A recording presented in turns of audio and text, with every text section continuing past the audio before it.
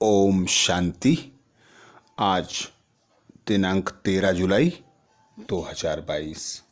प्रातः मुरली बाप दादा मधुबन।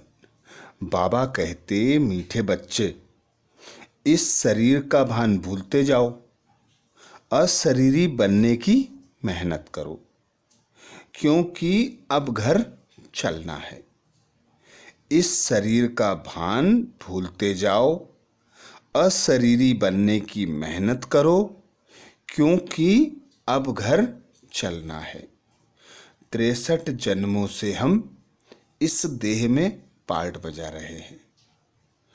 बाबा कहते, तुम देह भान में 63 जन्म से हो। 84 जन्म का जो पार्ट होता है वह अब पूरा होता है। अब तुम्हें घर जाना है।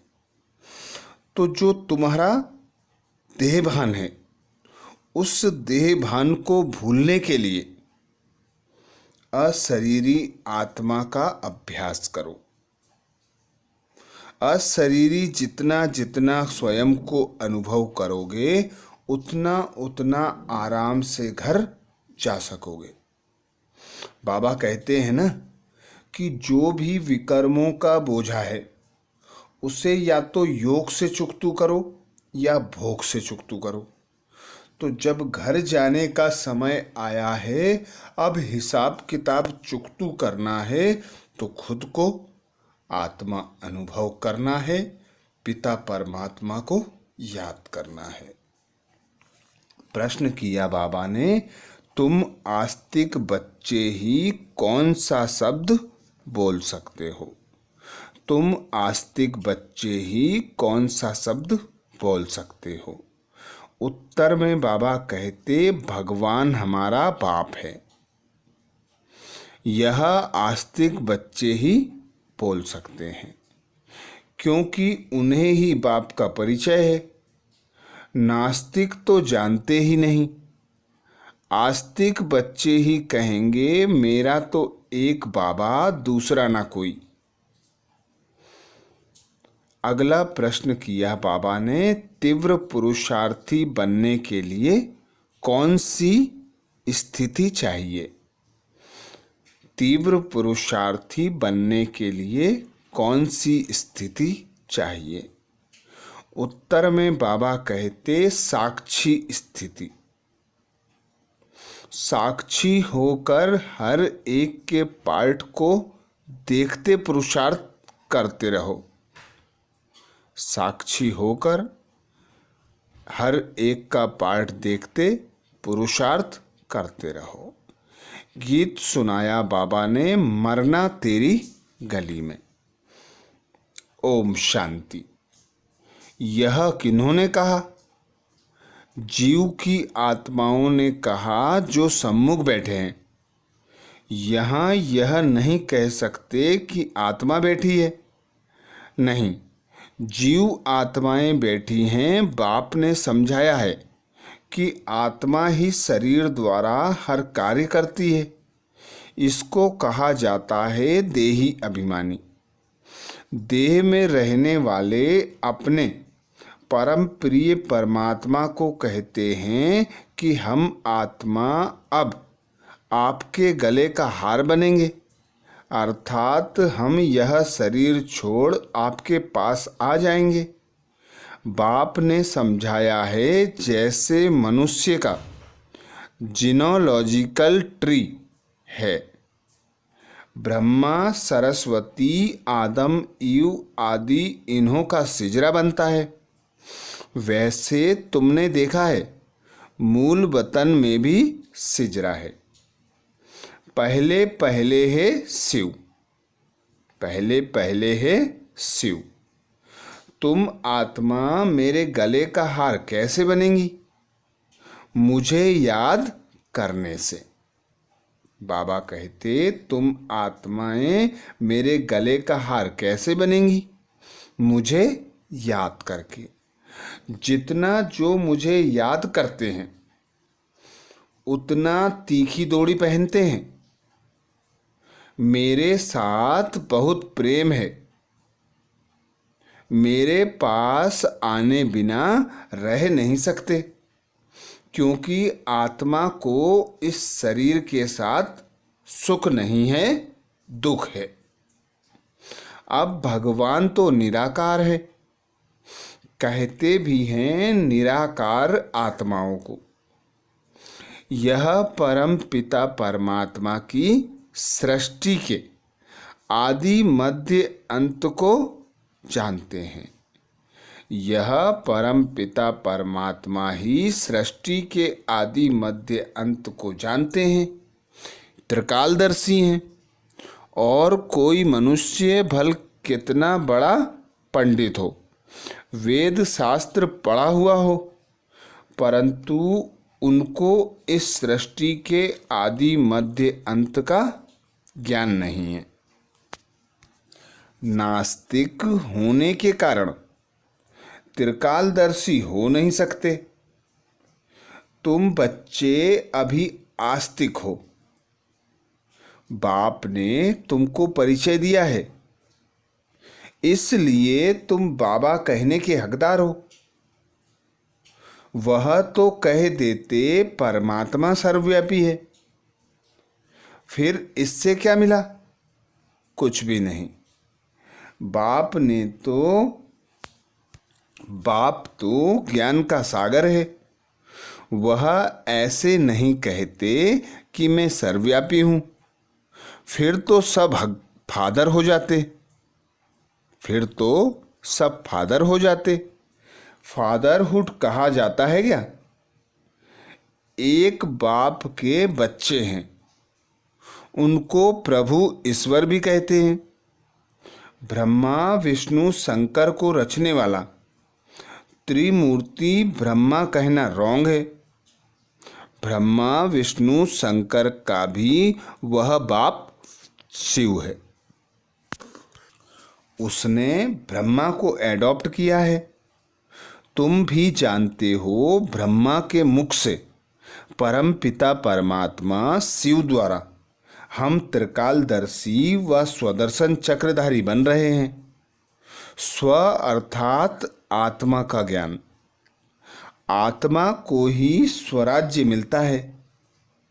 आत्मा अविनाशी है, शरीर विनाशी है।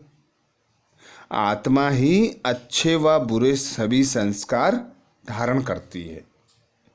तुम जानते हो, हम आत्माएं अभी तमोप्रधान हैं। कहा भी जाता है पतित आत्मा व पावन आत्मा। शरीर का नाम नहीं लिया जाता। पुण्य आत्मा, महान आत्मा। आत्मा की ही महिमा है। आत्मा की ही महिमा की जाती है। आत्मा परमपिता परमात्मा बाप से बैठ सुनती है। दुनिया में कोई को पता नहीं कि बाप ऐसे बैठ बच्चों को पढ़ाते हैं। अभी तुम समझते हो कि हम बाप के बने हैं। बाप से हमको वर्षा लेना है, दूसरे से हमारा कोई काम नहीं। आत्मा कहती है मेरा तो एक शिव बाबा, दूसरा ना कोई। स्टूडेंट समझेंगे मेरा तो एक टीचर, तुम्हारा एक ही बाप शिक्षक है। वह पतित पावन है। सभी आत्माओं का कनेक्शन उस बाप शिक्षक से ही है। भल कोई ब्राह्मणी पढ़ाती है, परंतु वह भी मुझ बाप से ही पढ़ी हुई है। बाप कहते हैं तुम मुझे याद करो, ना कि ब्राह्मणी को। अब तुम बच्चे मुझ बाप को जान गए हो, पहचान गए हो। अब तुम आस्तिक बने हो। जो नहीं जानते वह है नास्तिक, निधन के। बाप का नाम, रूप, देश, काल क्या है? कुछ भी नहीं जानते। कह देते उसका कोई नाम रूप नहीं। अब तुम जानते हो जरूर, उनका नाम है शिव। वह अपना शरीर तो धारण करते नहीं, इसलिए उनका नाम कभी बदल नहीं सकता। तुम जानते हो हमारे 84 जन्म का नाम रूप बदलता जाता है। उनका नाम तो है ही शिव। जैसे आत्मा का रूप है, वैसे परमात्मा का भी रूप है। ऐसे नहीं कि परमात्मा कोई अखंड ज्योति बहुत बड़ा है।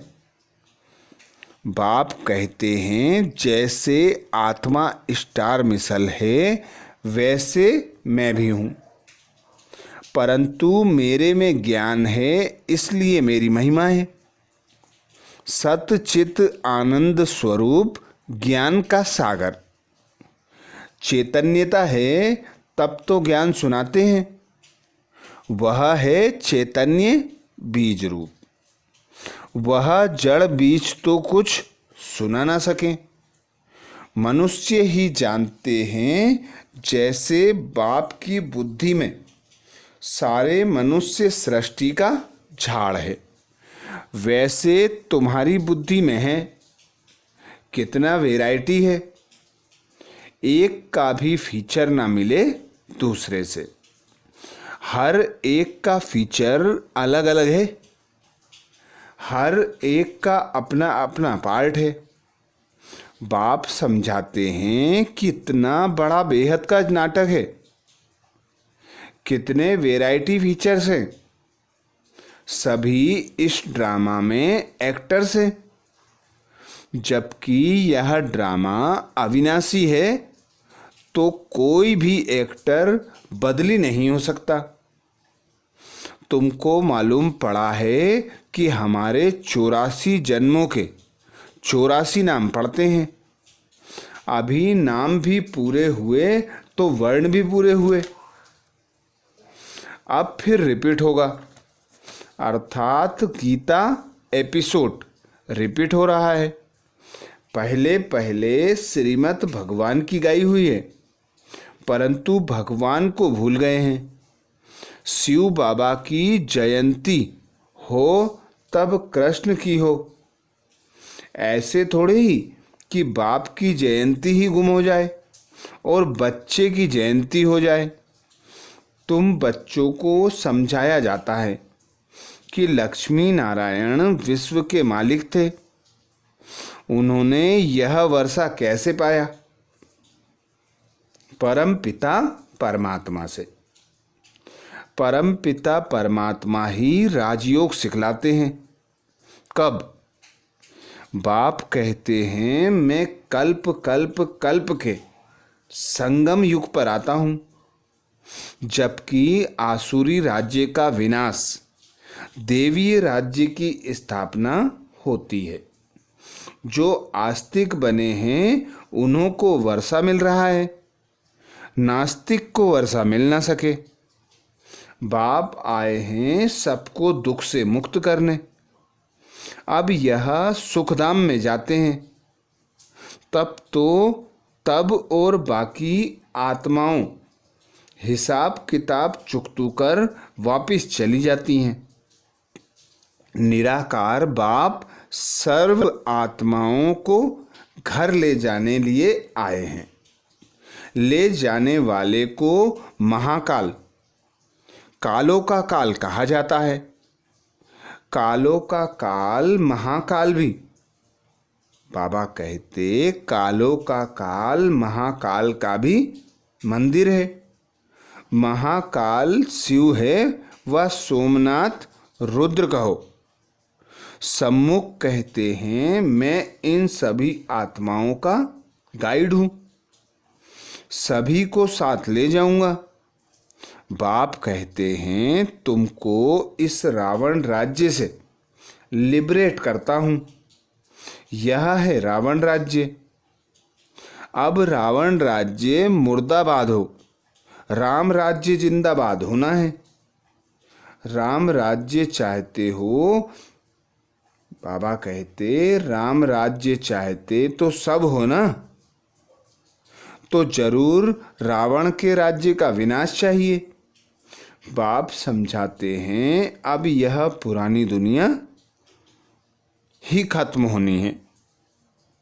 आदि सनातन देवी देवता धर्म को बिल्कुल ही भूल गए हैं। यह वही गीता एपिसोड चल रहा है।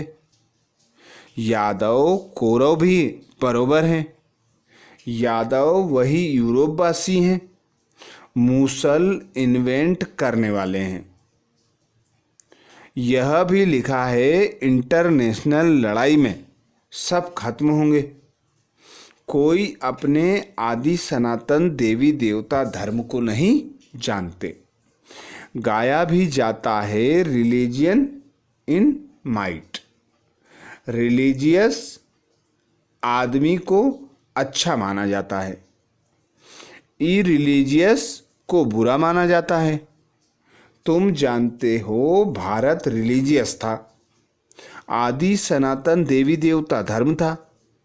अभी भारत इरिलीजियस बना है, अपने धर्म को छोड़ दिया। यह ड्रामा अनुसार ऐसे छोड़ना ही है। वहाँ तो महाराजा महारानी का राज्य चलता है। वजीर आदि वहाँ होते ही नहीं, कायदा नहीं। जब पतित बनते हैं तब वजीर आदि को, बाबा कहते जब पतित बनते हैं तब वजीर आदि की दरकार रहती है। अभी तो एक एक राजधानी को कितने वजीर अर्थात मंत्री हैं। एक की मत न मिले दूसरे से, कितना मतभेद में आते रहते हैं। अभी तुम बच्चे जानते हो कि बाबा हमको पढ़ा रहे हैं मनुष्य से देवता बनाने। बाप कहते हैं सभी अपने को आत्मा समझो। देह के इन सब संबंधों को भूल जाओ, एकदम बेघर बन जाओ। सब कुछ दे दिया, शरीर भी दे दिया, बाकी क्या रहा? कुछ भी नहीं। परम पिता परमात्मा कहते हैं मैं आत्माओं से बात करता हूँ। आत्माओं को ले जाना है, इस शरीर के भान को भूलते जाओ। इसमें ही मेहनत है। बाप कहते हैं मीठे बच्चे, सारा कल्प तुम देह अभिमानी रहे हो। लौकिक बाप को ही याद किया है। अब देही अभिमानी बन मेरे को याद करो। मेरी याद से ही बल मिलेगा।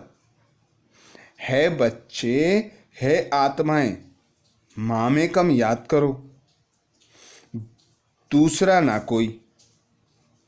भूले चूके भी और कोई को याद नहीं करना है।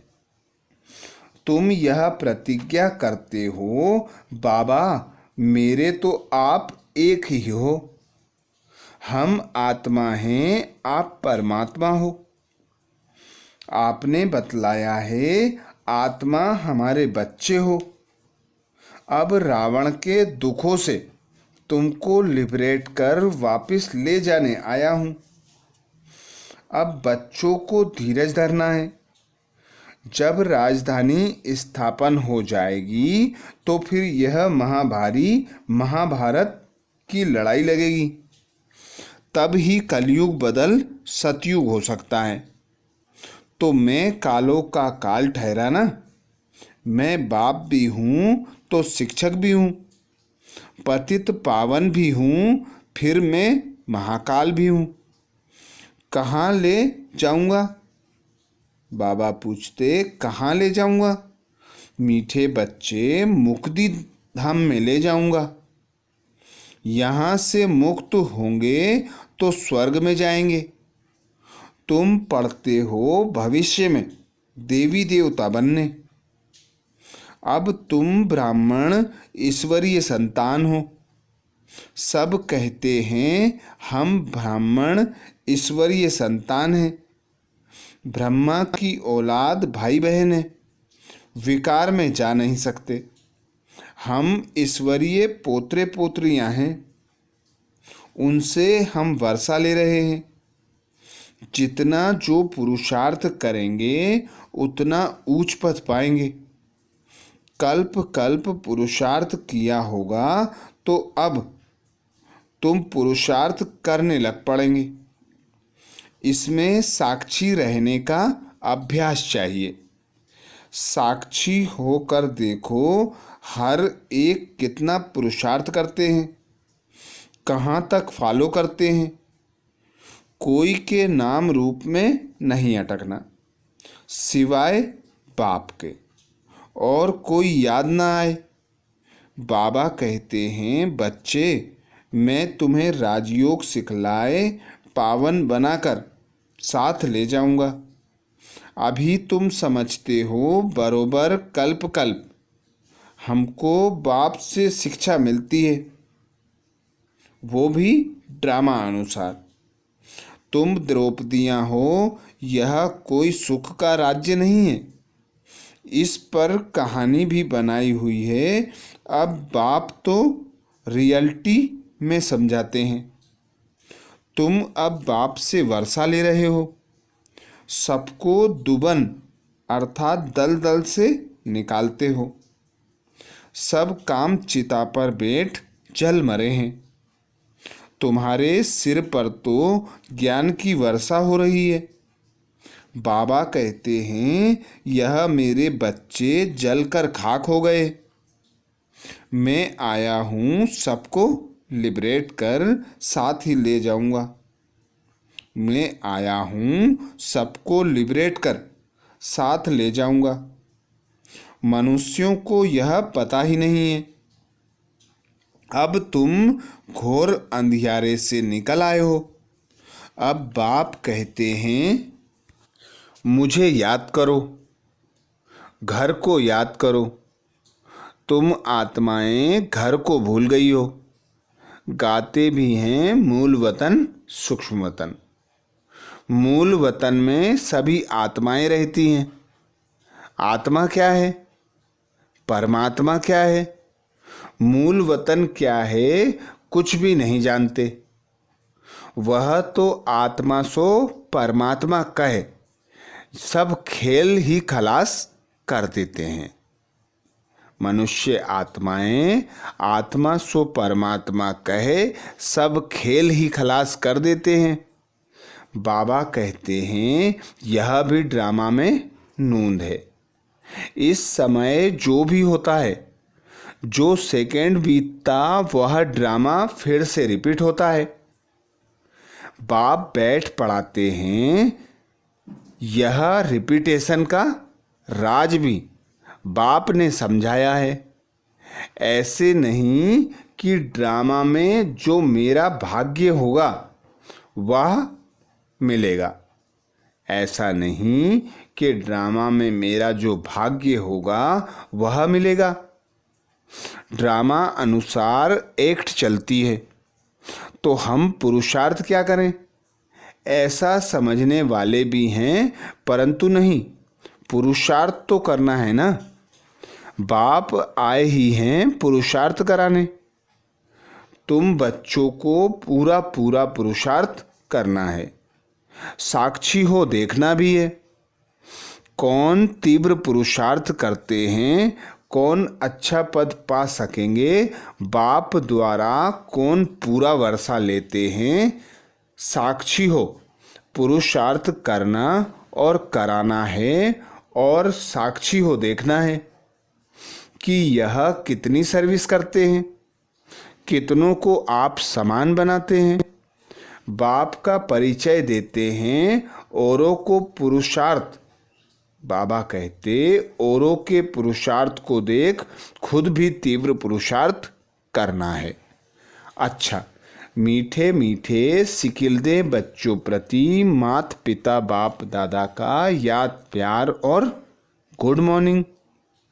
रूहानी बाप की रूहानी बच्चों को नमस्ते।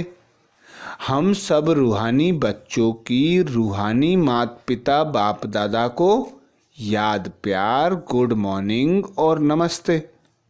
धारणा के लिए मुख्य सार में बाबा कहते, पहली पॉइंट, देह और देह के संबंधों को भूल पूरा बेघर बनना है। मेरा कुछ नहीं, देही अभिमानी रहने की मेहनत करनी है। किसी के नाम रूप में नहीं अटकना है। देह और देह के संबंधों को भूल पूरा बेघर बनना है। मेरा कुछ नहीं, देही अभिमानी रहने की मेहनत करनी है। किसी के नाम रूप में नहीं अटकना है। दूसरा पॉइंट बाबा कहते, ड्रामा में होगा तो पुरुषार्थ कर लेंगे, ऐसा सोचकर पुरुषार्थहीन नहीं बनना है। साक्षी हो दूसरों के पुरुषार्थ को देखते तीव्र पुरुषार्थी बनना है। वरदान दिया बाबा ने। वरदान में बाबा कहते, स्मृति स्वरूप के वरदान द्वारा सदा शक्तिशाली स्थिति का अनुभव करने वाले सहज पुरुषार्थी भव। स्मृति स्वरूप के वरदान द्वारा सदा शक्तिशाली स्थिति का अनुभव करने वाले सहज पुरुषार्थी भव। डिटेल में बाबा कहते, सदा शक्तिशाली विजयी वही बन सकते हैं जो स्मृति स्वरूप हैं। उन्हें ही सहज पुरुषार्थी कहा जाता है। वे हर परिस्थिति में सदा अचल रहते हैं। भल कुछ भी हो जाए, परिस्थिति रूपी बड़े से बड़ा झाड़ भी, बाबा कहते, परिस्थिति रूपी बड़े से बड़ा पहाड़ भी आ जाए, संस्कार टक्कर खाने के बादल भी आ जाएं, प्रकृति भी पेपर ले, लेकिन अंगद समान मन बुद्धि रूपी पांव को हिलने नहीं देते। बीती की हलचल को भी स्मृति में लाने के बजाय फुल स्टॉप लगा देते हैं। उनके पास कभी अलबेलापन नहीं आ सकता। सदा शक्तिशाली विजयी वही रह सकते हैं जो स्मृति स्वरूप हैं। उन्हें ही सहज पुरुषार्थी कहा जाता है। वे हर परिस्थिति में सदा अचल रहते हैं। भल कुछ भी हो जाए, परिस्थिति रूपी बड़े से बड़ा पहाड़ भी आ जाए, संस्कार टक्कर खाने के बादल भी आ जाएं, प्रकृति भी पेपर ले, लेकिन अंगद समान मन बुद्धि रूपी पांव को हिलने नहीं देते। बीती की हलचल को भी स्मृति में लाने के बजाय फुल स्टॉप लगा देते हैं। उनके पास कभी अलबेलापन नहीं आ सकता है। स्लोगन में बाबा कहते, ज्ञान की पराकाष्ठा पर पहुंचना है तो गुप्त रूप से पुरुषार्थ करो। ज्ञान की पराकाष्ठा पर पहुंचना है तो गुप्त रूप से पुरुषार्थ करो। तो ये थे बाबा के महावाक्य। अच्छा, ओम शांति।